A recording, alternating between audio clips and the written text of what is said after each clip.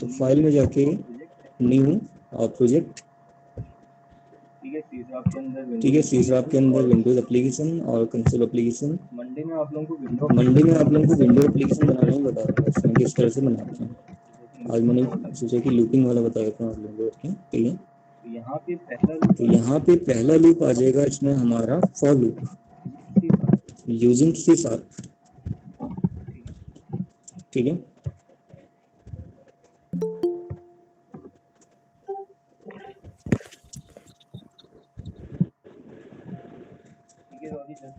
ठीक है, अभी जस्ट हमने स्टार्ट किया ही है, ठीक है। तो ये प्रोग्राम का नाम है हमारा for loop using C sharp. अब आप लोगों ने देखा होगा लूपिंग वाला कंसेप्ट हमने वहाँ पे भी यूज किया था, लेकिन लूपिंग के यहाँ पे और भी कई सारे प्रोग्राम्स हम बनाना सीखेंगे, पैटर्न्स वाले प्रोग्राम बनाना सीखेंगे इसमें हमारे हम, ठीक है। कई लैंग्वेजेस के अंदर आपने देखे होंगे पैटर्न्स वाले प्रोग्राम भी बनाए जाते हैं। तो नॉर्मल से जो पैटर्न होते हैं जितने आपको समझ में आ पाए उसके प्रोग्राम में लिखूंगा आपको, इसमें फॉर लूप के थ्रू ही बनते हैं हमारे। फिर दूसरा इसमें हमारा व्हाइल लूप आएगा और एक इसमें हमारा डू व्हाइल लूप आएगा। हेलो, अब आरती कुछ कह रहे हो? आवाज सही आ रही है आप लोगों को सबको? भारती आपके यहाँ से कनेक्शन डिस्टर्ब तो नहीं हुआ? और लोगों को सही आ रही है आवाज मेरी? Yes sir. एक बार कनेक्शन चेक कर लो अपना, दोबारा से कनेक्ट कर लो, ठीक है। For loop using C sharp. तो पहले इसका सिंटेक्स क्या होता है ये मैं आप लोगों को यहाँ समझा देता हूँ, ठीक है, क्योंकि यहाँ सिंटेक्स इसका थोड़ा डिफरेंट होता है। तो नोटपैड में ही हम इसको समझ लेते हैं। तो फॉर लिखा जाएगा, उसके बाद यहाँ पे ब्रैकेट लगाया जाता है, ठीक है। उसके अंदर यहाँ पे आता है इनिशियलाइजेशन। तो इनिशियलाइजेशन का मतलब ये हुआ कि किसी भी वेरिएबल को एक वैल्यू प्रोवाइड करना, उस प्रोसेस को हम यहाँ पे इनिशियलाइजेशन कहते हैं, ठीक है। लेकिन फॉर लूप के अंदर अगर हम इनिशियलाइजेशन कर रहे हैं तो इसका मतलब ये हुआ कि हम यहाँ पे स्टार्टिंग पॉइंट दे रहे हैं कि जिसका लूप चलेगा उस वेरिएबल को हम यहाँ पे एक स्टार्टिंग पॉइंट दे रहे हैं कि लूप हमारा कहाँ से चलेगा, ठीक है। दूसरा इसके अंदर आती है टेस्ट कंडीशन। ये जो टेस्ट कंडीशन है, जब लूप हमारा आगे बढ़ता रहता है, इंक्रीमेंट होता रहता है या फिर डिक्रीमेंट उसमें होगा, इंक्रीमेंट और डिक्रीमेंट दोनों होता है लूप के अंदर, बताया था मैंने आप लोगों को पहले भी, ठीक है। रिवर्स में हम चला सकते हैं या उसको फॉरवर्ड में चला सकते हैं। तो कंडीशन यहाँ चेक करता है, जैसे हम वहाँ पे फॉर लूप के अंदर एक कंडीशन देते थे for i equals to 1 to 10, तो ये क्या होती थी, कंडीशन होती थी। तो आई की वैल्यू को चेक करता था 1 से 10 की रेंज के बीच में कि वो एग्जिस्ट करता है नहीं करता है, ठीक है। वो चेक करता था वहाँ पे कि 1 से 10 के बीच में जो भी वैल्यू आ रही है या जो आई की वैल्यू आ रही है वो एग्जिस्ट करती है नहीं करती है, कंडीशन सही हो रही है मेरी नहीं हो रही है, वो चेक करता था। उसके बाद आगे प्रोसेस करेगा। तो सेम यही प्रोसेस हमें यहाँ भी करनी होती है, ठीक है। हमें तो क्या करनी होती है, हमें बस लिखना होता है, ऑटोमेटिक वो कंपाइलर खुद कर लेता है, चेक कर लेगा कंडीशन को, कंडीशन अगर सही होगी तो आगे वो प्रोसेस करेगा। अब ये जो टेस्ट कंडीशन है इसके भी यहाँ पे दो रोल है, एक तो ये कंडीशन चेक करने का काम करता है, दूसरा इसका काम ये भी है कि ये हमें बताएगा लूप हमारा कहाँ तक चलेगा। तो लूप का एंडिंग पॉइंट हुआ, ये स्टार्टिंग पॉइंट हुआ, ये एंडिंग पॉइंट। दूसरा इसमें जो आता है इंक्रीमेंट या डिक्रीमेंट आता है, ठीक है। वही मैंने आपको बताए थे कि इसमें हमारे दो ऑप्शंस आते हैं, इंक्रीमेंट या डिक्रीमेंट। फिर हमारा लूप यहाँ पे बंद हो जाएगा और लूप का यहाँ पे ब्रैकेट आ जाएगा, ठीक है, या ब्लॉक आप कह सकते हो, स्टार्टिंग डिलीमीटर हो गया हमारा। उसके अंदर यहाँ पे स्टेटमेंट को एग्जीक्यूट करेगा, जो भी स्टेटमेंट वहाँ पे लिखे होंगे, और उसके बाद लूप यहाँ पे कंप्लीट हो जाएगा, ठीक है। तो ऐसे इसकी प्रोसेस चलती है यहाँ पे। अब किस तरह से इसका एग्जांपल एक मैं आपको समझाता हूँ कि यहाँ पे इनिशियलाइजेशन होता कैसे है, किस तरह से कंडीशन लगाई जाएगी, ठीक है। सपोज एग्जांपल हमने लिखा है यहाँ पे i इक्वल्स टू 1 से i less equals to 10। Condition लगाने का तरीका मैंने आप लोगों को बता दिया था कि वहाँ पे less equals to, greater equals to या इक्वल इक्वल्स टू लगाया जाता है, या नॉट इक्वल्स टू या सिंपली लेस देन या ग्रेटर देन। इस तरह के यहाँ पे कंपैरिजन ऑपरेटर्स जो हमारे होते हैं इसका यूज किया जाता है। ठीक है, लॉजिकल ऑपरेटर्स का यूज यहाँ नहीं होता है कंडीशन के अंदर। दो कंडीशन लगानी है तब हम कर सकते हैं, फॉर लूप के अंदर ऐसा हो सकता है। इंक्रीमेंट या डिक्रीमेंट ये कैसे होता है? इंक्रीमेंट के लिए यहाँ पे प्लस प्लस लिखा जाता है और डिक्रीमेंट के लिए यहाँ पे माइनस माइनस लिखा जाता है। अब एक्चुअल में इसका मीनिंग हुआ क्या? ठीक है, यहाँ पे हम फॉर लूप जो लगा रखा है इसका मीनिंग ये है कि हम ये बताना चाह रहे हैं कि आई की वैल्यू 1 से स्टार्ट होगी या आई का लूप 1 से स्टार्ट होगा चलना और 10 तक चलेगा। ठीक है, तो जैसे ही आई की वैल्यू बढ़ती चली जाएगी तो यहाँ कंडीशन चेक करता रहेगा। ठीक है, पहले मैं इंक्रीमेंट और डिक्रीमेंट आपको समझाता हूँ यहाँ पे कि अदर लैंग्वेजेस में या सी लैंग्वेज में, सी प्लस प्लस में, सी शार्प में इवन, ठीक है, या जावा के अंदर, पाइथन के अंदर, कहीं भी आप कर लीजिए, इंक्रीमेंट डिक्रीमेंट लगाने का तरीका यही होता है। ठीक है, प्लस प्लस का मीनिंग होता है +1। ठीक है, अब अगर हम यहाँ पे आई प्लस प्लस लिख रहे हैं तो उसका मीनिंग हो जाएगा i+1 कि आई की वैल्यू को एक स्टेप आगे बढ़ा देगा। अगर ऐसे ही माइनस माइनस की बात हो रही है तो इसका मीनिंग होता है -1 कि आई की जो भी वैल्यू है, अगर हम यहाँ पे आई ले रहे हैं वेरिएबल के फॉर्म में, ठीक है, जिसका लूप हम चला रहे हैं, तो क्या करेगा, उस लूप की वैल्यू को एक माइनस कर देगा, एक लेस कर देगा कि 10 से 1 तक मैंने सीरीज प्रिंट करवानी है। उस कंडीशन में 1 से 10 तक करवानी है तो इंक्रीमेंट लगेगा मेरा। ठीक है, डिक्रीमेंट के लिए -1 लग जाएगा या माइनस माइनस लिखा जाता है। ठीक है, ये तो उनका मीनिंग मैंने समझाया आपको। अब इसमें भी होता क्या है कि इंक्रीमेंट और डिक्रीमेंट हमारे दो तरह के होते हैं।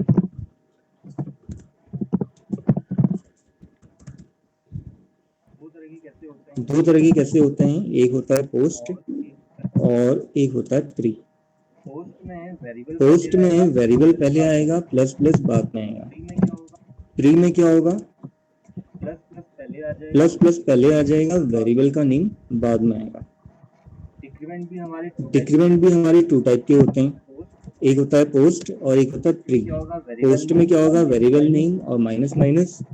ठीक है, प्री में क्या होता है? माइनस माइनस पहले और वेरिएबल का नेम बाद में। तो एक कैसे काम करेगा? सारी प्रोसेस होने के बाद। ठीक है, पोस्ट का मतलब क्या हुआ? बाद में, जो बाद में प्रोसेस करेगा या बाद में वैल्यू को इंक्रीज करेगा, इंक्रीमेंट करेगा या डिक्रीमेंट करेगा। ठीक है, अगर हम पोस्ट इंक्रीमेंट या डिक्रीमेंट की बात कर रहे हैं, ठीक है, तो ये कब करेगा? बाद में करेगा कि जब हमारा फॉर लूप यहाँ पूरी प्रोसेस कर लेगा, उसके अंदर जो भी स्टेटमेंट लिखे हुए हैं, जो भी प्रोसेस आपने लिखी हुई है वो सब कर लेगा, तब जाके उसकी वैल्यू को आगे बढ़ाएगा। प्री इंक्रीमेंट में वैल्यू उसकी पहले ही बढ़ जाएगी।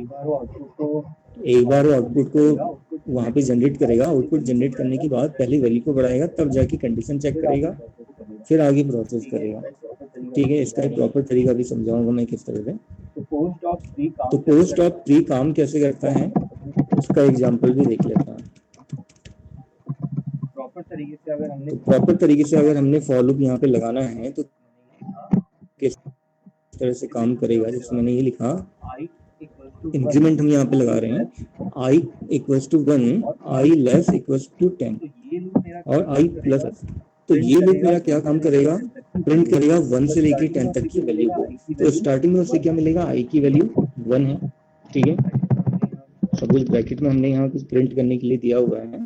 ठीक है, प्रिंट i की वैल्यू को ही प्रिंट करेगा वैसे वो। तो जब i की वैल्यू 1 है यहाँ पे देखेगा तो कंडीशन चेक करेगा फिर वो। ठीक है, i की वैल्यू यहाँ रख के चेक करेगा 1 < 10। तो क्या कंडीशन सही है या गलत है? कंडीशन सही है हमारी यहाँ। ठीक है, i < 10 मतलब 1 < 10 है। 1 = 10 तो नहीं है, लेकिन < 10 तो है। दोनों में से एक कंडीशन सेटिस्फाई करनी चाहिए। 2 देने का रीजन यहाँ पे वही होता है कि दोनों में से एक कंडीशन भी अगर सेटिस्फाई कर दी हमारी तो हमारा प्रोग्राम गलत नहीं होगा। ठीक है, सही काम करेगा बिल्कुल। कंडीशन सही है तो इसका मतलब यहाँ पे प्रिंट करेगा i। अब i की वैल्यू क्या है इस समय? 1। तो क्या प्रिंट करेगा? 1 को प्रिंट करेगा। ठीक है, उसके बाद जब यहाँ पे लूप के एंडिंग में कंपाइलर आ जाता है तो क्या करेगा? देखिएगा कि यहाँ पे लूप एंड हो रहा है और इंक्रीमेंट किस टाइप का है। अगर वो पोस्ट इंक्रीमेंट है, ठीक है, तो अब वो वैल्यू को बढ़ाएगा। इंक्रीमेंट है तो वैल्यू को पहले बढ़ा देगा, मतलब ये जो प्रिंटिंग होनी थी यहाँ पे, इस प्रिंट को करने के बाद फिर पहले वैल्यू बढ़ाएगा, फिर यहाँ पे कंडीशन चेक करेगा, कंडीशन उसमें बाद में चेक सॉरी कंडीशन उसमें बाद में चेक होगी, कंडीशन प्री वाले में बाद में चेक होगी, कंडीशन प्री वाले में बाद में चेक होगी, ठीक है, इंक्रीमेंट पहले हो जाएगा। ये थोड़ा सा एक डिफरेंस आता है, वो मैं समझाऊंगा अभी आपको, पहले इसी को समझते हैं, ठीक है। जैसे मैंने बोला आपको कि यहाँ पे पहले आई की वैल्यू 1 की कंडीशन चेक करी, उसने 1 लेस इक्वल्स टू 10, इसका मतलब कंडीशन सही है तो लूप के अंदर आएगा, ठीक है, और यहाँ प्रिंट करेगा आई की वैल्यू को क्या है 1। तो देखेगा यहाँ पे इंक्रीमेंट किस टाइप का है, पोस्ट है या प्री है, तो पोस्ट है तो एक स्टेप आगे बढ़ा देगा, आई का लूप यहाँ पे कितना कर देगा, 2 कर देगा, मतलब आई की वैल्यू हो जाएगी 2।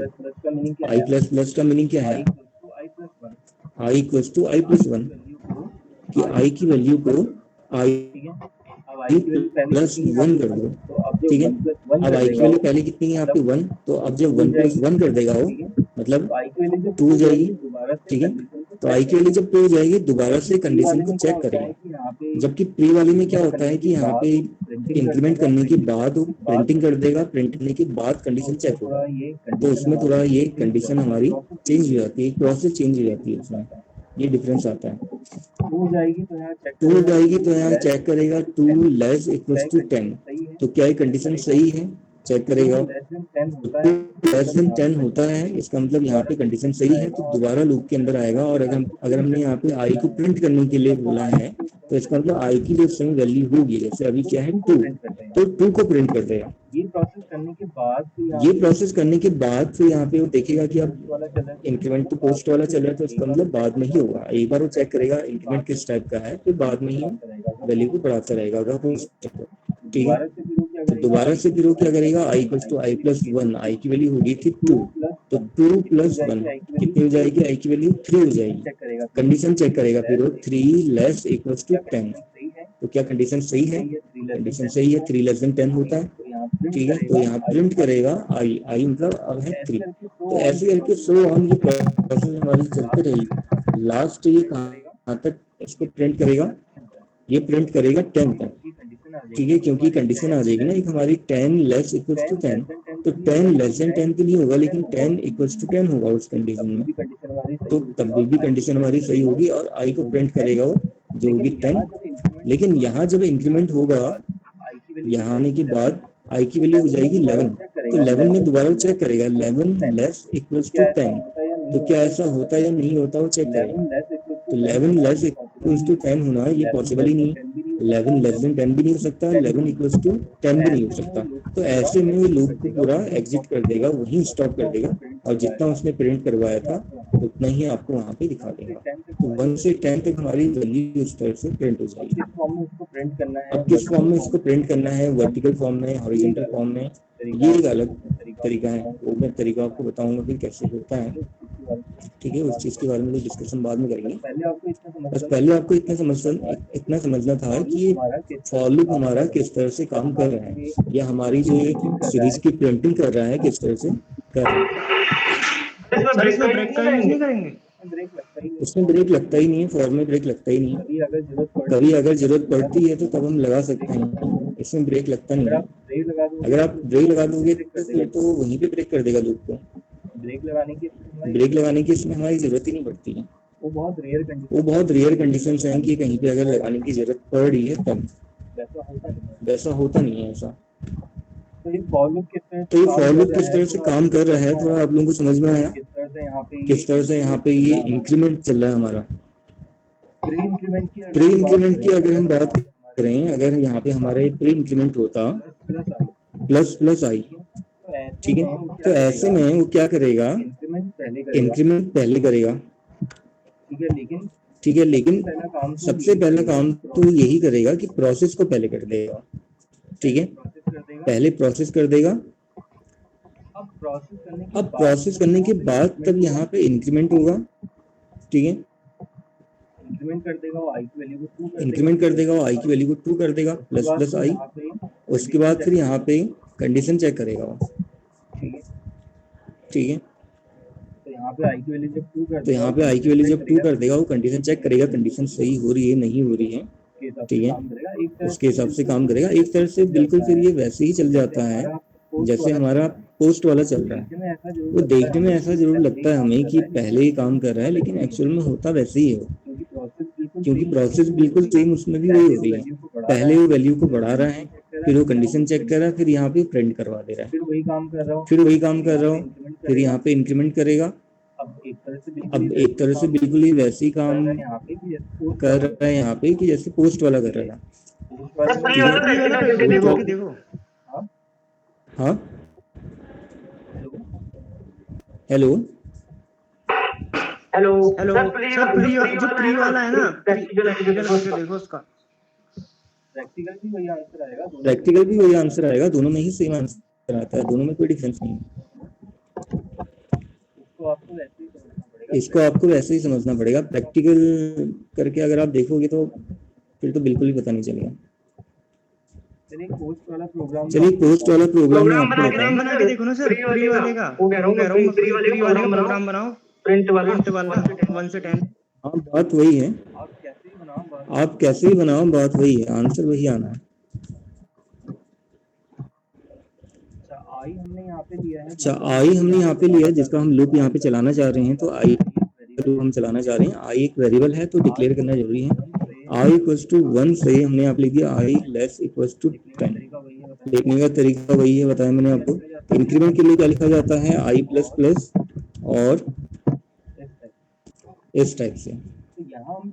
तो यहाँ हम प्रिंट करेंगे, उसके लिए लिखा जाएगा कंसोल डॉट राइट लाइन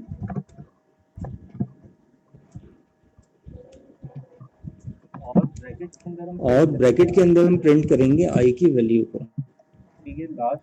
ठीक है, लास्ट में आ जाएगा console dot read line, output screen को स्टेबल रखने के लिए।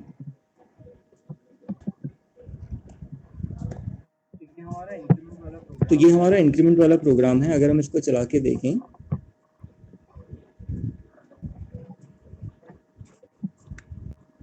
ये आउटपुट आपको देगा, क्योंकि हमने वहाँ पे राइट लाइन लिखा हुआ है, तो ये वर्टिकल फॉर्म में हमें दे रहा है।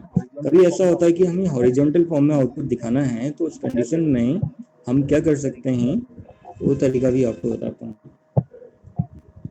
यहाँ से लाइन लिखा हुआ हमें हटा देना होगा, और हॉरिजॉन्टल स्पेसिंग हम चाह रहे हैं, तो उसके लिए हमें यहाँ पे _t लगाना होगा। ठीक है, अब हम इसको रन कर लेते हैं F5 से। ये हमारा हॉरिजॉन्टल फॉर्म में प्रिंट करके देगा। _t जो हमने लगाया है वहाँ पे, ये गैपिंग के लिए लगाया है, जो बीच में गैपिंग आ रही है। हॉरिजॉन्टल तो वैसे भी कर देता हूँ, लेकिन नंबर को एक साथ कंबाइन कर देता गैपिंग के लिए, तब हमने यहाँ पे _t लगाया। अब यही इंक्रीमेंट अगर हमारा प्री की फॉर्म में होता, फिर भी आंसर वही आना है, डिफरेंस कुछ भी नहीं है उसमें। आंसर आप देखोगे वही आएगा, दोनों ही एक जैसे ही काम करने लग जाते हैं। फिर बस एक का सेंस ये है कि एक में पहले वो इंक्रीमेंट कर देगा, ठीक है, लेकिन फर्स्ट टाइम की वैल्यू जो है उसको प्रिंट तो पहले ही करेगा, पहले यहाँ पे प्रोसेस करने के बाद, ठीक है, तब जाके वो यहाँ पे इंक्रीमेंट करेगा, उसके बाद फिर कंडीशन को चेक करके फिर उसको प्रिंट करेगा। तो अगर ये सारी प्रोसेस कर लेता है दोबारा से, फिर वो क्या करेगा, यहाँ पे प्री इंक्रीमेंट पहले वैल्यू को बढ़ा देगा, फिर कंडीशन चेक करेगा, फिर प्रिंट करेगा। तो एक तरह से बिल्कुल ये भी वैसे ही काम कर रहा है जैसे पोस्ट वाला काम कर रहा था। तो वहाँ पे भी पहले एक आई की वैल्यू थी 1, उसके बाद फिर वो क्या करेगा, यहाँ पे कंडीशन चेक करने के बाद वैल्यू प्रिंट करेगा, फिर यहाँ पे लास्ट में पोस्ट वाले में इंक्रीमेंट हो रहा है, ठीक है, ये प्रोसेस होने के बाद इंक्रीमेंट हो रहा है। यहाँ पे भी आप देखोगे प्रोसेस करने के बाद या दूसरी प्रोसेस से पहले आप कह सकते हो इंक्रीमेंट कर रहा हो। प्री में इस तरह से इंक्रीमेंट करता है। इसका आंसर डिफरेंट कब आता है वो कंडीशन भी देख लेते हैं। इसके लिए हमें दूसरा प्रोग्राम बनाना पड़ेगा, ठीक है। पोस्ट ऑफ प्री का अगर हमने यूज समझना है अच्छी तरह से, तो दूसरा एग्जांपल एक आपको बताता हूँ।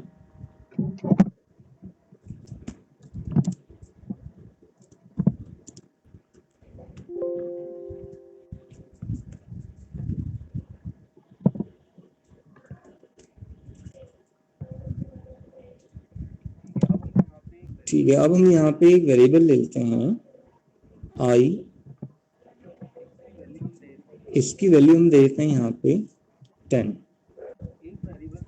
एक वेरिएबल हम यहाँ पे ले लेते हैं जे, इसकी वैल्यू हम ले लेते हैं यहाँ पे 5। ठीक है, अब लूप वगैरह तो यहाँ पे हम नहीं चलाएंगे। पोस्ट ऑफ प्री इंक्रीमेंट का यूज कर रहे हैं बस हम यहाँ पे, वो मैं आपको करना बता रहा हूँ कि किस तरह से काम करता है। मैंने यहाँ पे लिखा अब सपोज मैंने यहाँ पे लिखा आई इक्वल्स टू आई +1, ये सिंपली हम आई प्लस प्लस लिख देते हैं। उसके बाद एक हम यहाँ पे रिजल्ट दिखा देंगे, एक रिजल्ट हम ले लेते हैं। ठीक है, तो रिजल्ट में आई प्लस जे को प्रिंट करेंगे, दोनों को ऐड करके वो दिखा देगा हमें। ठीक है, तो दिखाने के लिए हम क्या लिखते हैं यहाँ पे कंसोल डॉट राइट लाइन, और कौन सी वैल्यू दिखाएगा यहाँ पे रिजल्ट। अब उसके बाद मैं यहाँ पे एक काम और कर रहा हूँ,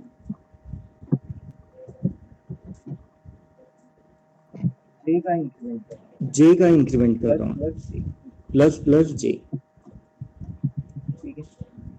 ठीक है,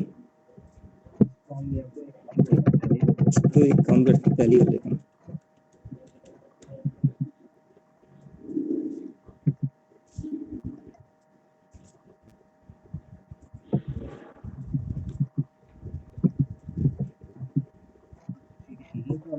ठीक है, यहीं पे हम इसको कर लेते हैं, एक में हम इसको सिंपली दिखा देंगे। दोबारा से अगर हम रिजल्ट यहाँ पे देखें तो आई जे, और उसके बाद फिर यहाँ पे प्रिंट कर देते हैं कंसोल डॉट आउटलाइन और रिजल्ट को।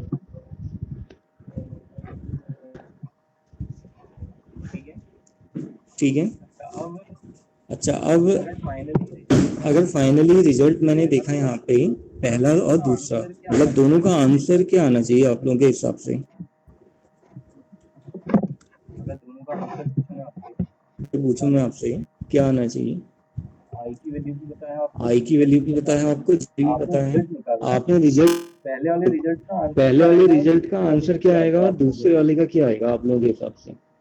फिर मैं आपको इसको रन करके दिखाऊंगा कि एक्चुअल में क्या आंसर आ रहा है। दोनों का सेम ही आएगा। समझेंगे, दोनों का सेम आएगा। चलिए देखते हैं फिर।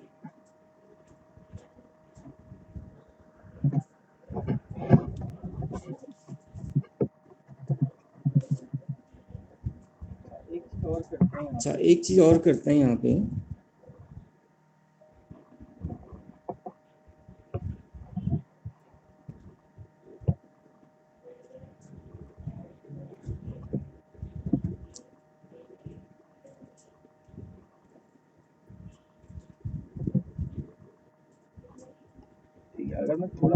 ठीक है, अगर मैं थोड़ा सा इंक्रीमेंट यहाँ पे चेंज करता हूँ। अच्छा, एक गलती हमने यहाँ पे कर दी, प्लस प्लस जे लिखना था इसमें।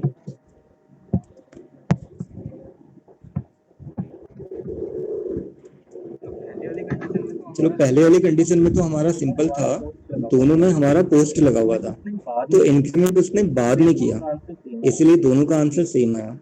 ठीक है, अब यहाँ पे क्या आंसर आना चाहिए इसका? चेंज आएगा या सेम आएगा?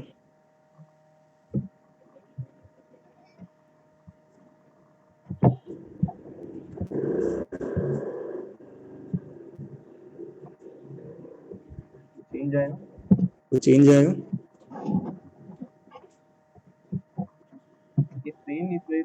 ये सेम इस वजह से आ रहा है यहाँ पे, जैसे आप देख रहे होंगे पहले उसे यहाँ पे फर्स्ट लाइन में ही इंक्रीमेंट मिल जा रहा है, तो आई की वैल्यू यहाँ पे वो बढ़ा दे रहा होगा। ठीक है, 11 कर दे रहा होगा।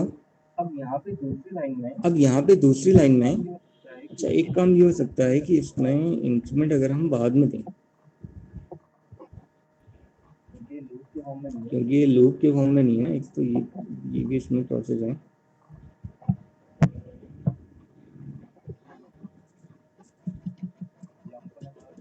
एग्जाम्पल हमारा थोड़ा सूटेबल नहीं था।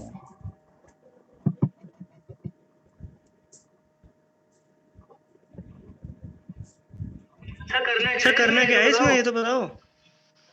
अगर चेंज लाना है ना सर, तो ये जो प्लस प्लस जे है इसको इसके नीचे लिखो, कंसोल के नीचे, तब आई थिंक चेंज आएगा।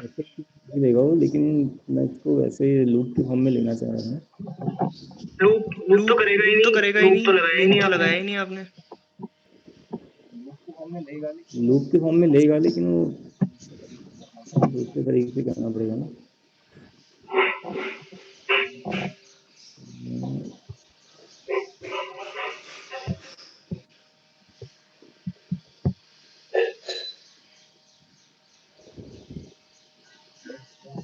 प्लस प्लस जे है हमारा।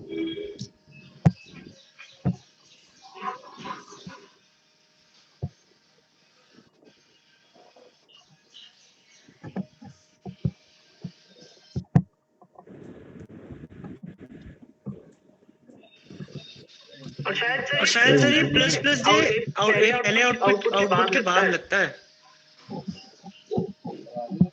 लगाने को तो कहीं भी लगा सकते हैं, लेकिन इसमें जिस बात को मैं करना चाह रहा था ना, देखता हूँ, रुको एक बार में, अगर मे भी हो जाए। अगर हम इसको लिखें जे प्लस प्लस,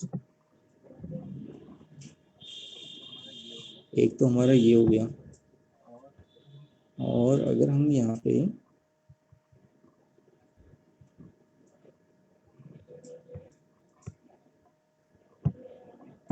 एक लिखते हैं प्लस प्लस जे,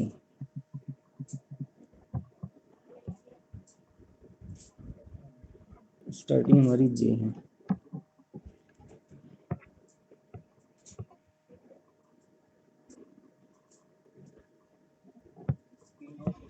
फिफ्टीन और 16 दे रहा है ना, जैसे पहले वाले में तो सिंपल उसने क्या किया, यहाँ पे उसको आई और जे को ऐड कर दिया, 10 प्लस 5 15 हो गया, तो ठीक आ गया। और एक जे का जब इंक्रीमेंट हुआ यहाँ पे, तो पोस्ट वाला हो गया है, तो रिजल्ट में उसने दिखा दिया यहाँ पे आई प्लस जे, ठीक है। जे को इंक्रीमेंट किया तो 16 आ गया, लेकिन उस तरह से प्रोसेस नहीं कर पा रहा ना। सर प्लस प्लस जे एकदम लास्ट में लगाओ, एक बार रेड लाइन के बाद में। लेकिन उसके बाद भी फिर वो वहाँ तो खत्म हो जा रहा है ना, एंड हो जा रहा है प्रोसेस। उसका कोई दूसरा एग्जांपल मैं बताऊंगा आपको, जिसमें थोड़ा सा और अच्छे से क्लियर हो जाए पोस्ट और प्री के बारे में, क्योंकि ऐसे ही समझानी ये चीज़ पॉसिबल नहीं हो पाती है। ऐसे समझने में, प्रोग्राम के थ्रू समझने में थोड़ा टफ पड़ जाता है उसे। तो एक छोटा सा ही इस टाइप का एग्जांपल मैं फिर समझाऊंगा उसका आप लोगों को। आइए तो हम पोस्ट इंक्रीमेंट में ही कोई दूसरा प्रोग्राम देखते हैं। सीरीज वाले प्रोग्राम तो आप लोग बना लोगे, मैं इसमें आपको एक दूसरा प्रोग्राम बता रहा हूँ, पैटर्न वाला।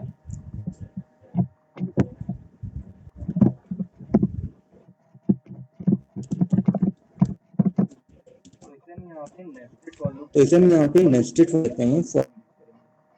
जो पैटर्न्स वाले प्रोग्राम होते हैं हमारे, इनको बनाते हैं। तो आप लोगों को पोस्ट वाला जो प्रोसेस थी, जो पोस्ट में हमारा लूप चल रहा है, ये वाला, ये समझ में आ गया था क्यों? इसमें कोई दिक्कत तो नहीं आई थी किसी को? बताइए। जो पोस्ट हमारा चल रहा है ये तो समझ में आ गया होगा, ये तो है सिंपल है। फ्री में थोड़ा दिक्कत आती है, उसको समझाने के लिए मैं आपको एक दूसरा प्रोग्राम बताऊंगा, जिससे आपको थोड़ा और अच्छे क्लियर हो जाएगा। क्योंकि काम दोनों बिल्कुल एक ही तरह से करते हैं, तो डिफरेंस कुछ पता नहीं चल पाता है दोनों में।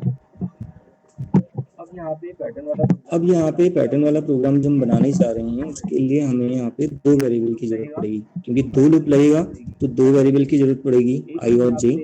एक हम यहाँ पे ले लेते हैं एन, नंबर ऑफ रो के लिए, कि यूजर से नंबर ऑफ रोज हम एंटर करवाएंगे, कितने रो का पैटर्न वहाँ पे बनेगा, ठीक है। और किस टाइप का पैटर्न बनाने जा रहे हैं वो भी मैं आपको दिखा देता हूँ, कैसा पैटर्न बनेगा यहाँ पर।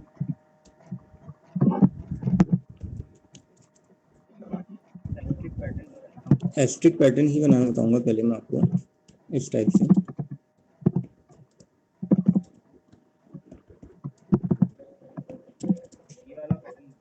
तो ये वाला पैटर्न बनेगा हमारा जो आपको दिख रहा होगा, ये वाला पैटर्न, ठीक है। राइट एंगल ट्रायंगल पैटर्न का हमारा ही ये पैटर्न बनाने के लिए यहाँ पे हमें लूप लगाने होते हैं, ठीक है। तो पहले यूजर से हम यहाँ पे बोलेंगे एंटर द नंबर ऑफ रो, कितने रो का पैटर्न बनाना है, ठीक है। एंटर द नंबर ऑफ रोज, तो नंबर ऑफ रो जो है ये n में हम स्टोर करवाएंगे। n इक्वल्स टू क्या लिखा जाता है उसके लिए, convert dot to int 32, bracket में आ जाएगा console dot read line, bracket बंद, देन उसके बाद लगेगा हमारा फॉर लूप। आई का लूप हमारा 1 से चलेगा और आई लेस इक्वल्स टू n तक चलेगा, 1 से लेके n तक, और आई प्लस प्लस। दूसरा लूप लगेगा हमारा यहाँ पे फॉर लूप j का, जो चलेगा 1 से j less equals to i तक, क्योंकि i और j को आपस में कनेक्ट करवाना पड़ता है तब जाके ही हमारा पैटर्न बन पाता है, नहीं करेंगे तो नहीं बनेगा। उसके बाद फिर यहाँ पे वो प्रिंट करके देगा हमें, क्या प्रिंट करेगा, उसके लिए लिखना होगा console dot right line, right line की जगह राइट आएगा, ब्रैकेट में हम प्रिंट करेंगे स्टार। लूप के बाहर लाइन को ब्रेक करने के लिए आ जाएगा कंसोल डॉट राइट लाइन, एक न्यू लाइन को जनरेट करेगा,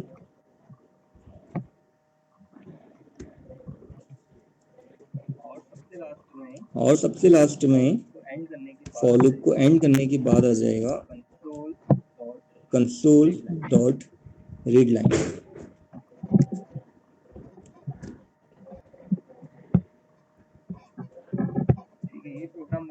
ठीक है, ये प्रोग्राम बनेगा, एक बार चेक कर लेते हैं पैटर्न, फिर आपको समझाता हूँ किस तरह से बन रहा है। सपोज अगर हमने 5 रो का पैटर्न बनाना है तो इस टाइप से बनेगा, ठीक है। तो ऐसे पैटर्न्स वाले प्रोग्राम हमारे केवल इन्हीं लैंग्वेजेस में पॉसिबल होते हैं, विजुअल बेसिक के अंदर तो नहीं बन पाता ऐसा पैटर्न, ठीक है। अब यहाँ बन रहा है तो कैसे बन रहा है वो मैं आपको समझाता हूँ। तो जैसे आप देख रहे हो कि यहाँ पे हमारा हमने यहाँ पे 3 वेरिएबल लिए हैं i, j और n हमने लिया है नंबर ऑफ रो, ठीक है, कि हमारी नंबर ऑफ रो कितनी होंगी। अब ये तो यूजर ने यहाँ पे एंटर किया, लेकिन नंबर ऑफ रो ये प्रोग्राम को कैसे बताएं, प्रोग्राम को बताने हमने यहाँ पे फॉर लूप में लिखा हुआ है कि जो i का लूप है हमारा ये चलेगा हमारा 1 से n तक। इसका मतलब हमारा हमेशा जब भी रोज के लिए कितने नंबर ऑफ रोज जनरेट होंगी ये उसके लिए होता है। दूसरा लूप जो लगता है हमारा ये प्रिंटिंग के लिए होता है कि क्या प्रिंट होगा,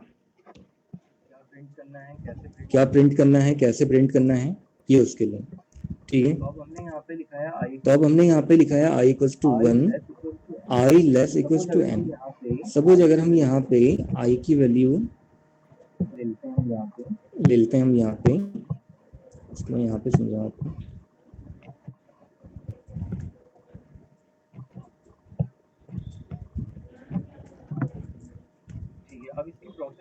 ठीक है, अब इसकी प्रोसेस देखेंगे। हमारे स्टार्टिंग में i की वैल्यू 1 है और n हम ले लेते हैं यहाँ पे 4 कि 4 रो का पैटर्न हमने बनाना है।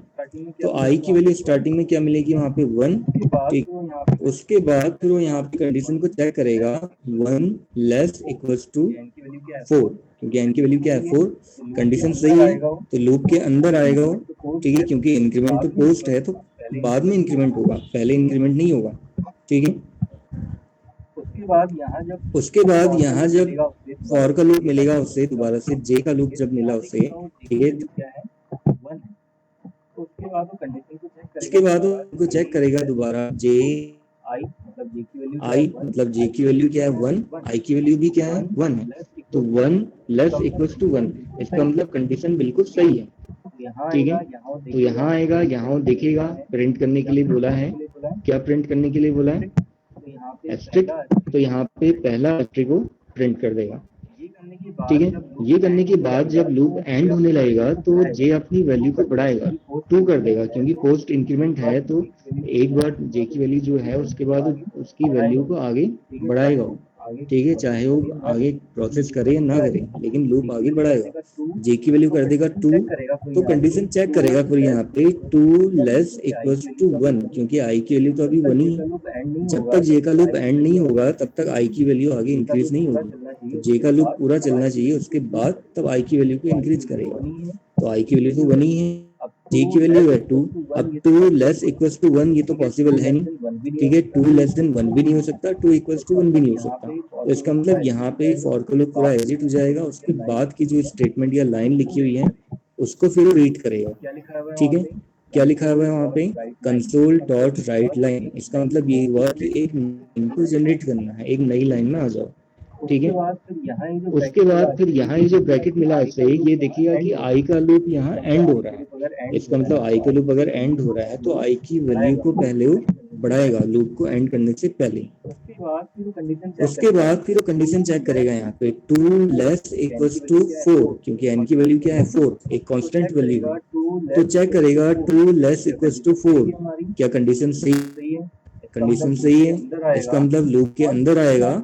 और जब भी आप देखोगे जब आई की वैल्यू बढ़ते चली जाएगी या आगे इंक्रीज होती रहेगी तो जे का लूप जब भी उसे मिलेगा वो रिफ्रेश होके मिलेगा। मतलब ऐसा नहीं कि जे की जो लास्ट वैल्यू थी वही मिलेगी, जे का लूप जो है वो रिफ्रेश हो जाता है ऑटोमेटिक। ठीक है, तो इसीलिए जे इक्वल्स टू 1 ही मिलेगा उससे वहां पे। तो फिर वो कंडीशन को चेक करेगा 1 लेस इक्वल्स टू 2। तो क्या ये कंडीशन सही है? कंडीशन सही है तो लूप के अंदर आएगा और प्रिंट करने के लिए जाएगा। क्या प्रिंट करेगा फिर वो यहाँ पे फिर वो प्रिंट करेगा एस्ट्रिक। ठीक है, तो एक और एस्ट्रिक उसने प्रिंट किया यहाँ पे। ठीक है, इसके बाद फिर यहाँ जे अपनी दोबारा से वैल्यू बढ़ाएगा, जे अपनी वैल्यू कर देगा 2। ठीक है, फिर यहाँ पे कंडीशन चेक करेगा 2 लेस इक्वल टू 2, क्योंकि अब आई की वैल्यू क्या है 2 है। ठीक है, 2 हो गई थी और अभी वो चेंज हुई नहीं, हुई है तो 1 equal to 1 less equal to 2 में चेक किया, कंडीशन सही थी, प्रिंट किया एक स्टार। अब यहाँ पे क्या करेगा, कंडीशन चेक करेगा दोबारा, जब जे की वैल्यू 2 हो जाएगी तो चेक करेगा 2 लेस इक्वल टू 2, कंडीशन बिल्कुल सही है, लूप के अंदर आएगा तो देखिएगा प्रिंट करना है स्टार, तो एक और एस्ट्रिक यहाँ पे प्रिंट करेगा। इसको करने के बाद जे अपनी वैल्यू बढ़ा देगा, 3 कर देगा। ठीक है, तो जब जे की वैल्यू 3 हो जाएगी, आप लोगों को स्क्रीन दिखाई दे रही है? हेलो,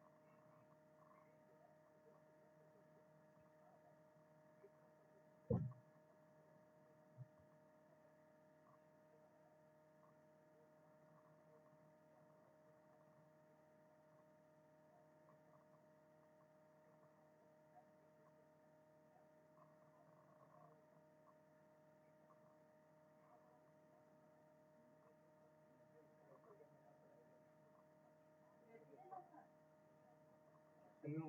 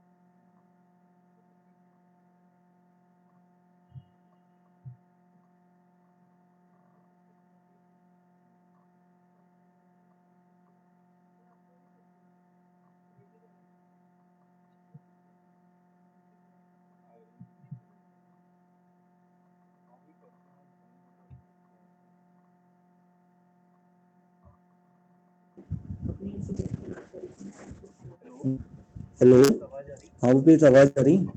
हाँ सर। अच्छा, कहाँ पे बताया था मैंने? बताना जरा एक बार।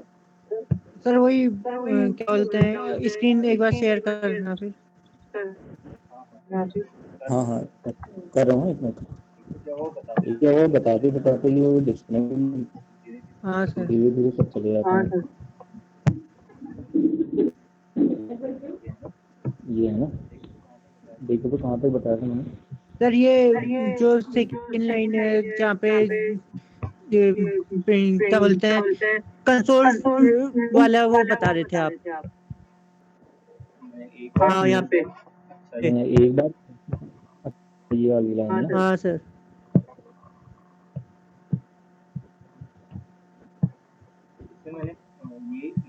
इसमें ये पहला स्टार्ट करना बता दिया कैसे ये हुआ? सर दूसरे वाले का बता रहा हूँ मैं, तो दूसरी को होगा। नहीं सर, ये दूसरा बता रहे थे। जैसे अब देखो यहाँ पे क्या हो रहा है कि हमारी आई की और जेडी की वैल्यू अभी हमारी 1 और 1 थी जब, और जी की वैल्यू भी 1 थी, तो एक इस करेगा। उसके बाद क्या होगा जब जे की वैल्यू 2 होगी तो चेक करेगा 2 लेस इक्वल टू 1। आई की वैल्यू तो 1 ही है ना, अगर हम पहले वाली की बात करें आई की वैल्यू 1 ही है, तो कंडीशन यहाँ पे गलत हो जाएगी, 2 लेस इक्वल टू 1 नहीं होता। तो इसका मतलब पूरे लूप को एग्जिट करके यहाँ जो लाइन लिखी हुई है उस लाइन को पढ़ेगा। इसका मीनिंग ये हुआ कि एक नई लाइन में आ जाना या नई लाइन को जनरेट कर देना, एक नई रो बनेगा। ठीक है, तो इसका मतलब सेकंड रो में आ जाएगा वो। सेकंड रो में आने के बाद फिर यहाँ वो एंडिंग में आएगा तो दिखेगा यहाँ पे लूप हमारा एंड हो रहा है। कौन सा? आई का लूप। तो आई का लूप एंड होने से पहले वो क्या करेगा, आई की वैल्यू को बढ़ा देगा, 2 कर देगा। जब आई की 2 हो जाएगी तो कंडीशन चेक करेगा 2 इक्वल्स टू 4। तो क्या है, कंडीशन सही है या गलत है वो चेक करेगा। ठीक है, तो कंडीशन बिल्कुल सही है, लूप के अंदर आएगा तो यहाँ दोबारा से उसे जी की वैल्यू 1 मिलेगी। जब भी तरह के प्रोग्राम बनते हैं उसमें आप देखोगे कि हमेशा यहाँ पे क्या रहता है, जे की जो है या जे का जो लूप है वो दोबारा से रिफ्रेश हो जाता है।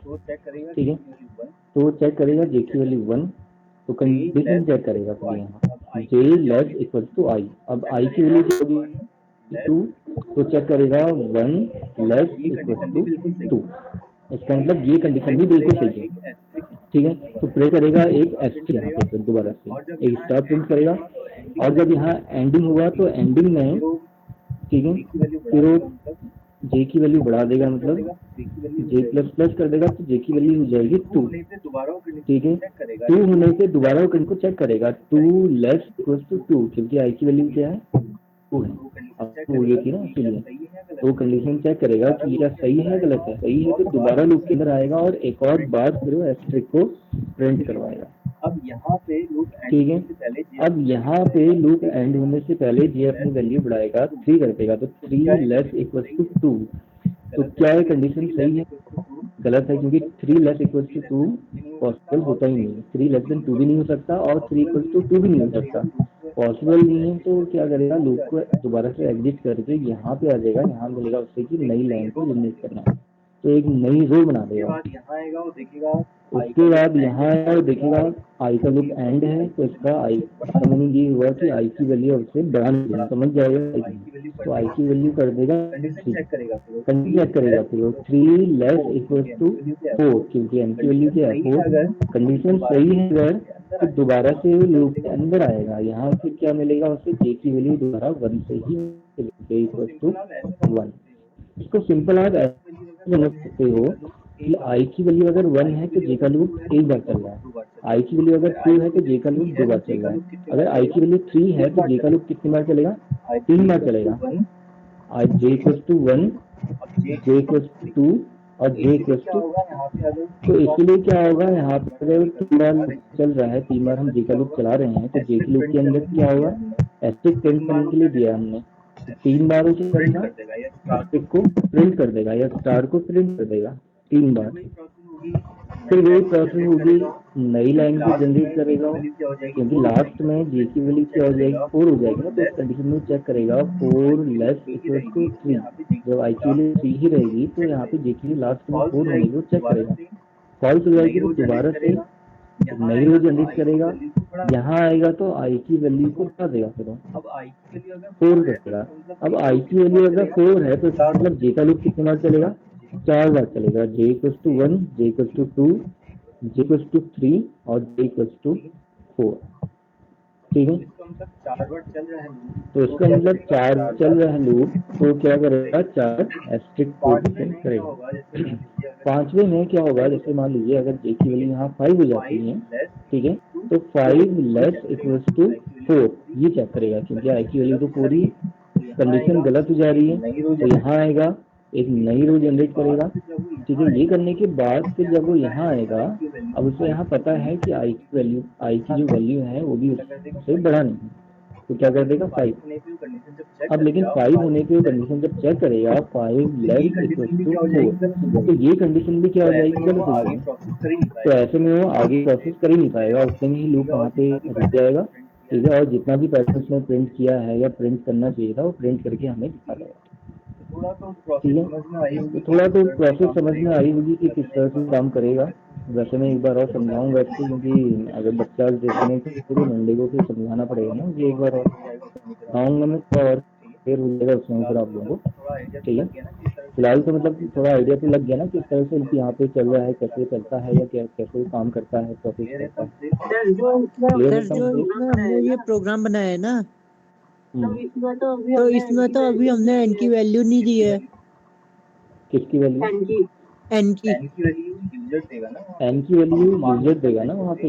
हम तो मान के चल रहे हैं, जैसे यहाँ नहीं देना एन की वैल्यू, तो उसने 5 बार वो किया था ना, एच का साइन 5 बार जैसे आप देखो प्रिंट जैसे आप करके देखो दिया एन था। की वैल्यू अब मैं 4 देता हूँ तो वही पैटर्न ओके आ जाएगा ना। ठीक वो तो सर ठीक। जितना हम लिखेंगे, हाँ उसके लिए हुआ। अगर मैं 4 लिख रहा हूँ तो 4 रो में मुझे देगा, 5 लिख रहा हूँ तो 5 रो में पैटर्न बना के देगा।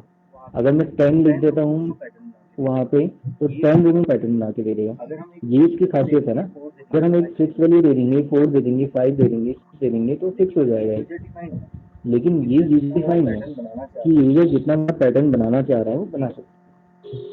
ठीक है, ओके सर। तो क्लियर हुआ फिर? Yes sir. चलिए फिर अब आज के लिए इतना ही करते हैं, वैसे भी सब डिस्कनेक्ट हो गए थे। तो बता देना एक बार आप कि मंडे को एक बार और रिपीट करेंगे इसे हम। मंडे को मैं बताऊंगा एक बार।